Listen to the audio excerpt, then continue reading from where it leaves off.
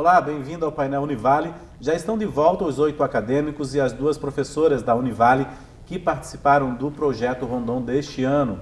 O Projeto Rondon este ano foi feito no estado do Acre, na Operação Vale do Acre, e compreendeu 12 municípios. O pessoal da Univale ficou instalado em um deles. Essa é uma experiência super interessante para os alunos, para os professores e também para a comunidade que recebe esses alunos de várias instituições de ensino superior brasileiras. Eu converso aqui no estúdio com a professora Edneia e também com a Marielle, que é estudante de psicologia, que foram lá para o estado do Acre participar desse grande projeto aí que leva a solidariedade também para essas pessoas. Obrigado, professora, pela sua participação. Obrigado, Marielle. A professora veio aqui quando foi para lá, mas já fez também uma viagem de reconhecimento, né? Uhum. Como é que foi toda essa experiência agora na prática, professora? Sempre o momento da prática de levar os alunos, ele é muito, como eu vou dizer, transformador, né? A gente tem eu gosto de dividir o Rondon, né, cada operação em 3 etapas.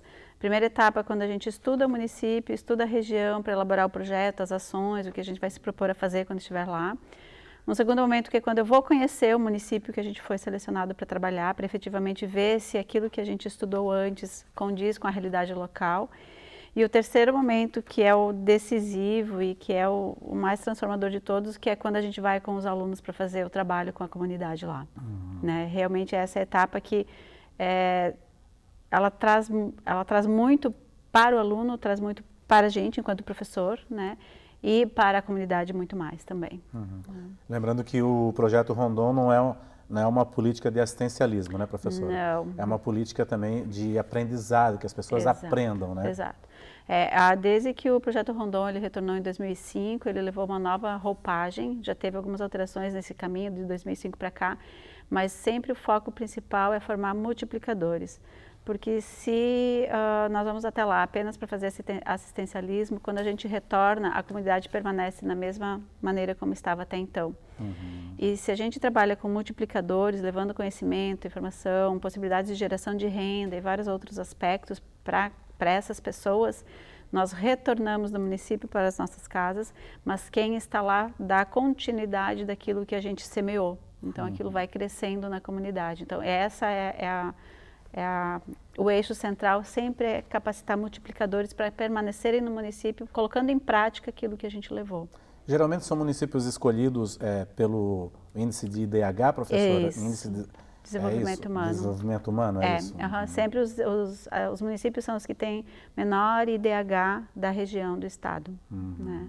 E quem faz a seleção é o próprio Ministério da Defesa. Né? Ele seleciona a região, o estado, e a partir disso os municípios fazem o contato com os municípios para ver quais têm condições e querem receber, porque o município tem um gasto, né, porque a manutenção das 21 pessoas que ficam no município, né, a alimentação, o transporte que precisa no local, o alojamento é a contrapartida do município. Né? Então o município ele tem que conseguir.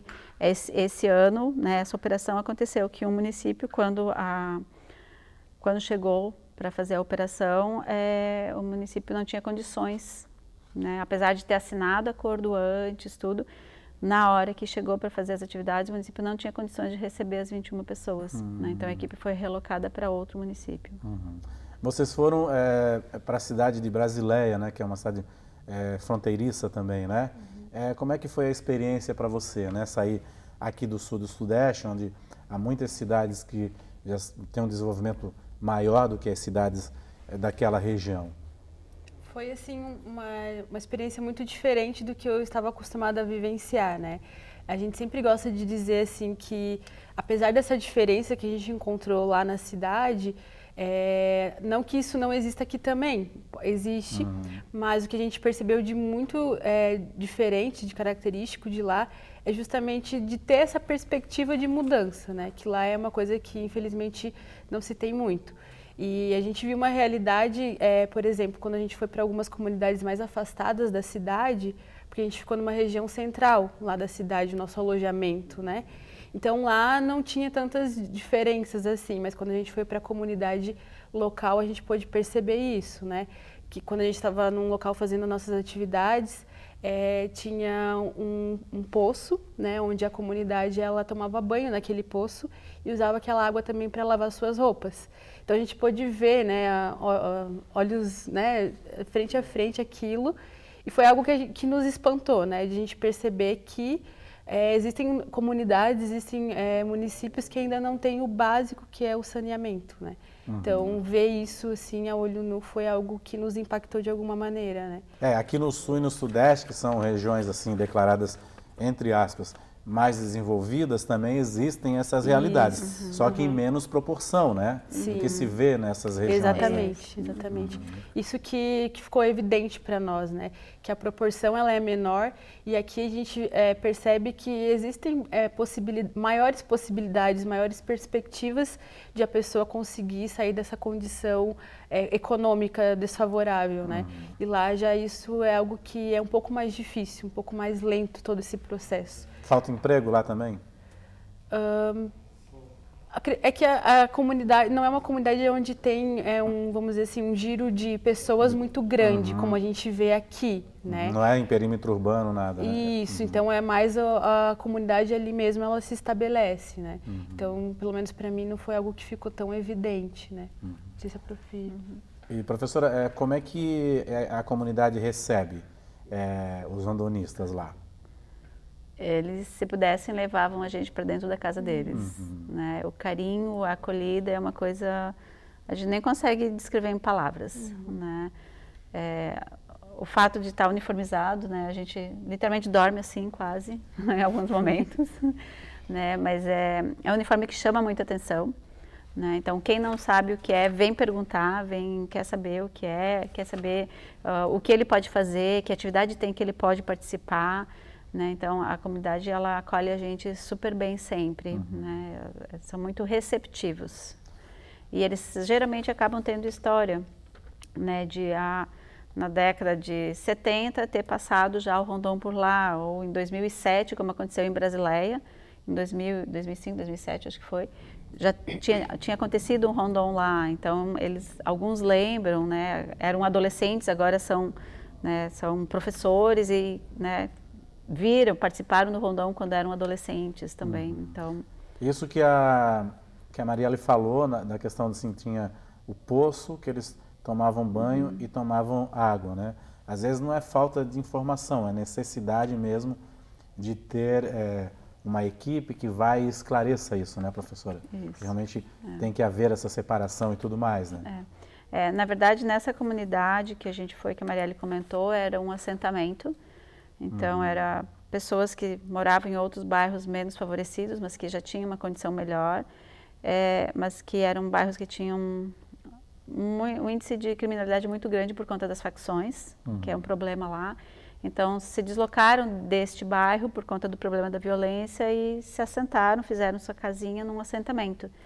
E aí tem uma questão legal do que a prefeitura pode e não pode fazer na questão do assentamento, porque aquela terra pertence a alguém. Né? Tem um proprietário, né?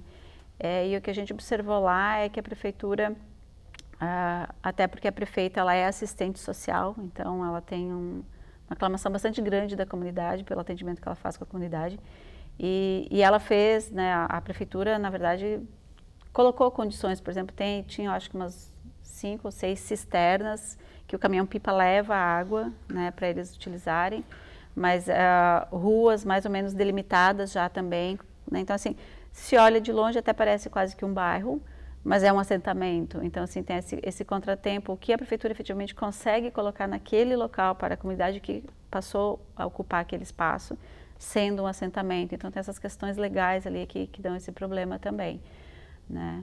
E de forma geral, a comunidade ela é uma comunidade bastante carente, né? Até no próprio município, também no centro do município, a gente não tem como comparar o que é a nossa comunidade aqui, a nossa condição aqui, com a condição de vida lá. Não tem, né, uma comparação. Não tem comparação, e aí vem de encontro também ao que a Marielle falou, a questão da perspectiva, né?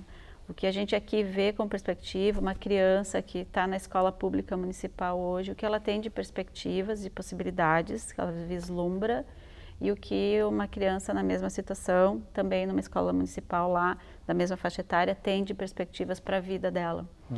É muito discrepante. É uma realidade totalmente diferente. É isso que você observou também pelo seu olhar já de estudante de psicologia, né? É essa questão também, né, Marielle? Sim. Mas o que eu acho que é importante também a gente... eu sempre gosto, né, na verdade, quando a gente vai, a gente identifica, claro, né, essa realidade. É uma realidade, mas de também pensar assim, né, no quanto de potencialidade que pode haver naquele local, né? Então, com certeza são pessoas que já fui em alguns outros locais do Brasil, né? Já fui por alguns locais e até mesmo aqui já transitei bastante e pude ver que lá foi um dos locais onde eu mais, pelo menos na minha percepção, né, me senti acolhida, né, pela comunidade. Então, essa questão do afeto, de eles cultivarem essa relação entre comunidade, né, um com o outro, é algo que ficou muito evidente, né, e que muitas vezes eu não encontro aqui, por exemplo. Aqui a gente vê que, por conta até dessa urbanização e do sistema onde a gente vive, no qual a gente vive, a gente está muito mais individualizado, né? A gente olha muito mais para si. E lá eu pude perceber que isso não é tão evidente, né? Eles cultivam essa coisa de essa questão de estar em comunidade, né? Do afeto entre si nas relações. E a gente pôde perceber isso muito evidente, né? Há vizinhos, né, na realidade. Sim, exatamente. Na comunidade, né? O que a gente não percebe muito mais aqui na nossa realidade tão urbana, né? Exatamente. Então, nós somos muito bem acolhidos por eles, né? Então, nesse sentido, com certeza, eles têm um potencial muito grande, assim. A professora falou na questão de formar também mediadores e tudo mais, né, professora? Como é que se trabalha isso no projeto Rondon, quando vocês estão executando o projeto? Em geral, eu divido os dias de operação no município em 3 blocos, né? Um bloco é a comunidade geral, que é esse caso que a gente está falando, que a gente se desloca até a comunidade. Quem determina a comunidade geralmente é o próprio município, assistência social, enfim, uma secretaria determina, a gente pede, né, ajuda para definir qual é o melhor local para a gente trabalhar. Então a gente trabalha com a comunidade. O outro bloco que a gente trabalha são com os profissionais da saúde, né? Então, a capacitação mesmo, em horas de curso para esses profissionais da saúde, agentes comunitários, a gente teve médicos participando lá, farmacêutico do município participou também, enfermeiros. E o outro bloco, um terceiro bloco que a gente trabalha, pelo eixo A, pelo conjunto A, são os professores, a equipe da educação, né? Então, em geral, a gente trabalha mais com a equipe de educação do município, né, dos servidores municipais, mas também com os professores da rede estadual que atuam no município, eles também são convidados, eles também participam. Né? Então, a gente faz a capacitação com cursos para a equipe de educação, para a equipe de saúde e ainda atende a comunidade também. Tá certo, a gente vai fazer um rápido intervalo. Queria agradecer a presença da Marielle aqui. A professora ainda vai ficar no segundo bloco. No segundo bloco a gente também vai receber uma outra rondonista, que é a Ana Paula, que é estudante de medicina aqui da Univale, que também vai relatar um pouquinho dessa experiência lá em Brasileia, lá no Acre, do projeto Rondon. A gente volta em instantes.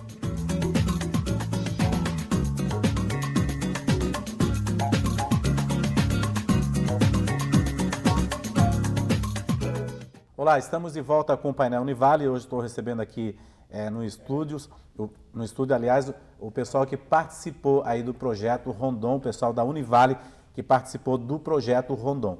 São 8 estudantes e 2 professoras que acabaram de retornar do estado do Acre, lá de Brasileia, onde a equipe da Univale ficou baseada. O projeto Rondon é aí um excelente aprendizado para estudantes, para professores e também para as comunidades, porque o projeto Rondon deixa um legado lá também de aprendizado, de informação, que depois as pessoas dos multiplicadores podem usar para melhorar a qualidade de vida dessas comunidades. Estou conversando aqui no estúdio com a professora Edneia, conversei também com a Marielle, que é estudante de psicologia, e agora está conosco também a Ana Paula, que é estudante de medicina.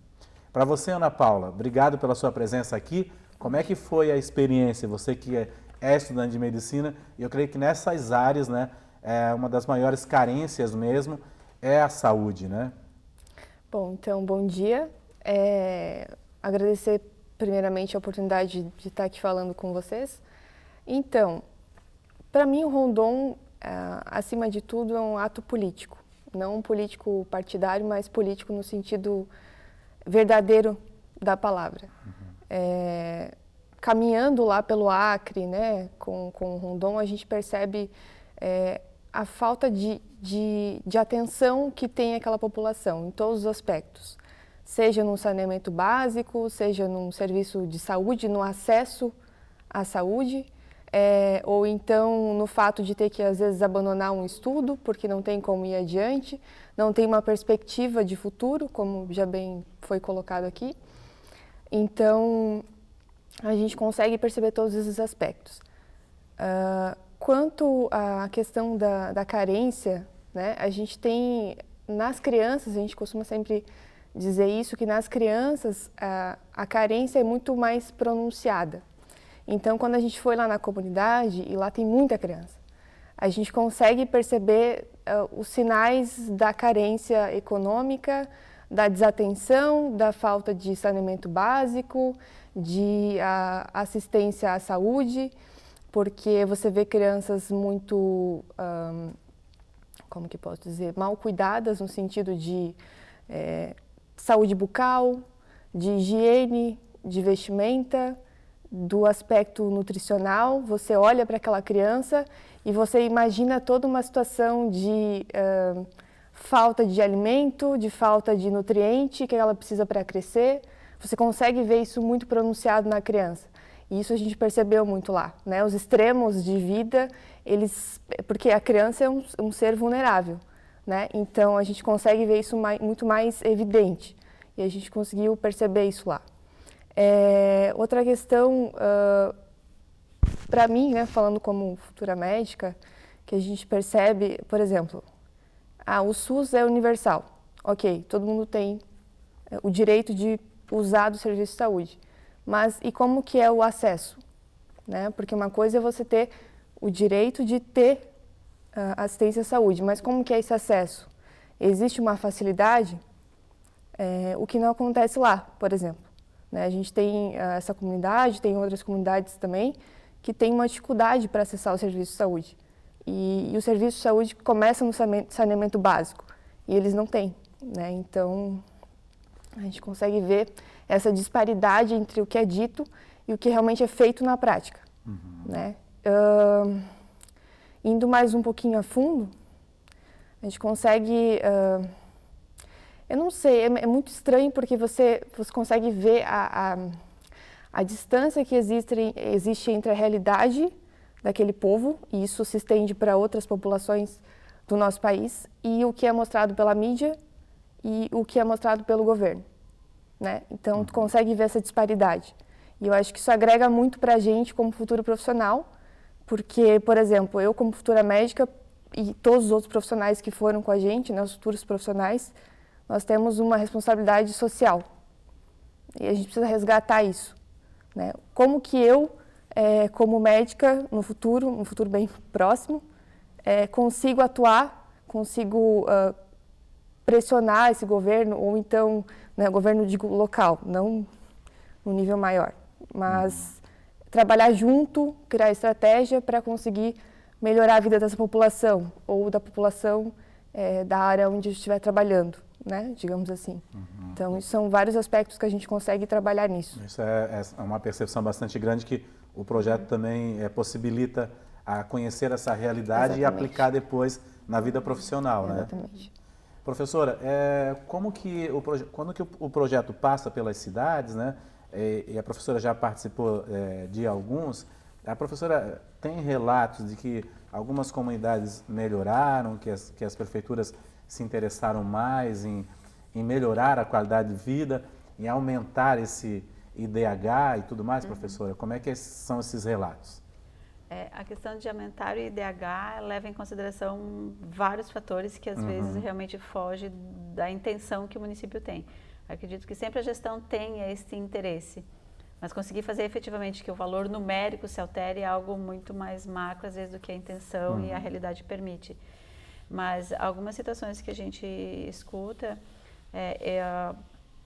por exemplo, de outros professores que já têm lá 15, 20 operações, né, de Rondon, e do próprio professor que comentou comigo também, que estava com a gente nesta operação nesse município, ele comentou que ele leva agora, toda vez que ele vai para o Rondon, por exemplo, ele leva a questão da fossa, né, com pneus utilizados e tal, pelo eixo B, né, que lida com a questão do meio ambiente no município. Porque na última operação que ele foi, tinha um aluno que se propôs a fazer isso, e eles fizeram na própria prefeitura do município, porque a prefeitura não tinha, né, o esgoto da própria prefeitura era lançado a céu aberto. Então eles fizeram a fossa na prefeitura, e a partir disso a prefeitura, né, ele teve o relato depois que a própria prefeitura, para outras secretarias, outras partes que eram administrativas, né, da gestão, e aí depois para a comunidade foi implementando a construção dessas fossas, né? Então, isso é um dos exemplos de quando o município quer aquilo que a gente leva, a gente semeia, ele acaba acontecendo, né? Acaba permanecendo lá. Então, as questões que a gente trabalhou, por exemplo, com saúde do idoso, gravidez na adolescência, né, todas essas informações que elas foram agregadas enquanto conhecimento para os multiplicadores, para os professores e para a equipe de saúde, também são questões que são trabalhadas. Na questão dos professores, outra coisa que a gente percebe, né, que já teve relatos também, é que algumas oficinas que a gente faz com os professores, exemplo de contação de histórias, né, fantoches, dedoches e tal, são estratégias lúdicas para trabalhar com as crianças, principalmente da educação infantil, e que os professores às vezes desconhecem ou não imaginam que aquela atividade ele pode aplicar mesmo estando sozinho com a turma. Ele às vezes pensa que precisa ter mais de um professor ou um assistente ou um monitor para poder dar conta de fazer a atividade. E aí, fazendo a atividade com a gente durante a capacitação, durante os cursos, eles percebem que ele sozinho consegue fazer a atividade. Então, isso é algo que ele já vai implementar e ele já passa a fazer, né, a trabalhar, já usando isso enquanto estratégia de ensino com as crianças. Legal. Como a professora falou anteriormente, né, informação há, né, mas falta esse estímulo também, né? Isso. Como até a Marielle falou, falta de perspectiva, a Ana Paula também já falou, há informação, porque hoje as redes sociais estão aí e pode consultar lá nos buscadores e tudo mais, mas falta estímulo também, né? Até como a professora já havia mencionado anteriormente, há um problema bastante grande de gravidez na adolescência, mas quem ensina a tomar o anticoncepcional ou a usar camisinha, né? Então falta esse estímulo mesmo, né? Isso, e lá é frequente, né, a gente presenciou nas atividades que a gente fez nas escolas, né, uma menina, por exemplo, do 9º ano, primeira turma que a gente trabalhou numa escola rural, uma adolescente do 9º ano estava com um bebezinho, filho dela. Nossa. Então, para a adolescente do 9º ano fazer a atividade que a gente estava propondo para a turma, por exemplo, eu fiquei com a bebê no colo, né, o nenenzinho, eu cuidei do nenenzinho. Isso aconteceu com outras turmas também. Né? E é cultural isso, né, a gravidez na adolescência é cultural lá. O próprio município tem uniforme na forma de batinha, já para as grávidas, né, então já prevê isso. Mas ao mesmo tempo essa questão do, é cultural, né, 15 anos já ter filho, já constituir uma família, mas é cultural por quê? Por que para nós acontece também aqui, Itajaí também tem, Sim. Mas isso não é rotina, não é o que a gente vê sempre, são exceções, né? Não é tão frequente assim quanto lá. Por que será que aqui isso não é tão frequente e lá é frequente? Aí vem naquela questão que a gente estava conversando antes da perspectiva, né? Que possibilidades eu tenho para a minha vida? O que me oferta, ou o que eu consigo daquilo que tem, ou até aqui eu posso ir. Então, assim, é cultural a partir daquilo que é ofertado também, né? Por isso a questão das políticas mesmo, né? O que se faz, o que se olha e o que se oferta para essa população, para que ela realmente possa melhorar, para que aí realmente a gestão possa, né, através desse conjunto de fatores, melhorar o IDH do município, por exemplo.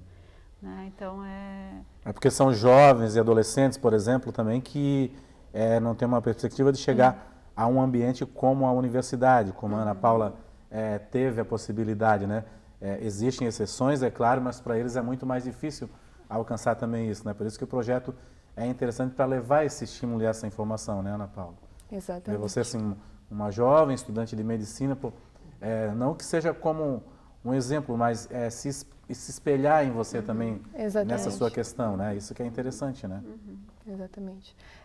Teve, no dia que a gente foi na comunidade, eu conversei com uma menina lá, de 16 anos, e aí a gente entrou no assunto, assim, de futuro mesmo, e o que você pensa em fazer depois que você sair da escola. Ela estava no ensino médio, e ela falou, eu quero ser policial federal. Aí eu falei, que legal, tem alguém na tua família que né? Tu tem algum exemplo e tal? Não, meu pai só que ele mora no Peru. Aí ela disse, já fui visitar ele lá, é bem legal, lá tem mais oportunidade e eu penso em morar lá com ele. Aí eu falei, olha só que legal, o que a tua mãe acha disso? Ela deixa, ela permite? Ela falou, não, ela deixa. Eu tenho a ideia de terminar o ensino médio e ir lá para o Peru morar com meu pai para fazer concurso lá e tudo mais. Eu falei, que legal, né? Continue pensando nisso. Daí eu olhei para ela e falei, eu sei que as coisas são muito difíceis aqui. Ela estava assim, muito triste naquele dia, sabe? Eu percebi isso, assim, nos olhos dela, que tinha alguma coisa mexendo muito com ela ali, né? A questão do pai estar longe e tudo mais. E ela falou, não, mas eu tenho isso, eu me imagino já no que eu quero fazer. Aí eu falei, então, por mais que as coisas sejam muito difíceis aqui, a realidade é muito mais difícil do que eu posso imaginar, eu falei para ela, mas se você tem essa imagem na tua cabeça, persista com isso, não perca essa imagem de vista, porque aí tu vai enfrentar dificuldades com mais facilidade. Eu sei que é muito difícil, mas eu perguntei para ela, tu tem esperança? Tu tem esperança ainda no futuro, embora tu esteja no meio dessa realidade tão dura? Ela falou, tenho. Então eu falei, não perca essa esperança, mantenha ela viva dentro de ti. E eu acho que eu consegui passar essa mensagem para ela, sabe? Eu fiquei bem feliz com isso, de saber que por mais que seja difícil, ela mantém esse olhar, essa imaginação de se ver naquilo que ela sonha. Isso que é interessante, foi bem né? interessante. E essa troca é interessante, né, professora? É bem dessa troca que eu ia falar agora, bem isso. Porque nessa atividade que a gente fez nas escolas, a gente foi em 2 escolas trabalhar, foram no total 800 adolescentes que a gente trabalhou. Foi muito interessante porque um dos objetivos era justamente mostrar possibilidades e na nossa equipe, dos 8 alunos, se pensar em termos de alunos pagantes, como a gente fala aqui na instituição, só um aluno que a gente tinha dos 8, só um deles efetivamente pagava a mensalidade integral. Todos os outros, um tinha FIES e os outros 6 são pró-unistas. Então, assim, a possibilidade do estudo no ensino superior, né, com bolsa do governo integral, né, é a questão, lógico, não tem universidade lá, tem que se deslocar até o local onde tenha, né, mas como perspectiva mesmo, como possibilidade, né, acho que isso era uma das grandes... intuito, né? Isso, enquanto esperança e possibilidades mesmo de troca. Né? Bacana. Obrigado, professora, pela sua participação, parabéns. Ana Paula também, parabéns. Queria agradecer a Mariara, que esteve aqui no primeiro bloco também, que é estudante de medicina, aliás, de psicologia, falando da experiência dela também. Obrigado, parabéns para vocês, viu? Obrigada. Muito bacana mesmo levar, né? E essa troca de experiência como você teve com ela e também ela pode ter te dado também algum estímulo também. Com certeza. É bem interessante. Para continuar, exatamente. Obrigado a vocês, Obrigada viu? Também. O Painel Univale fica por aqui. Nós voltamos no próximo programa. Até lá.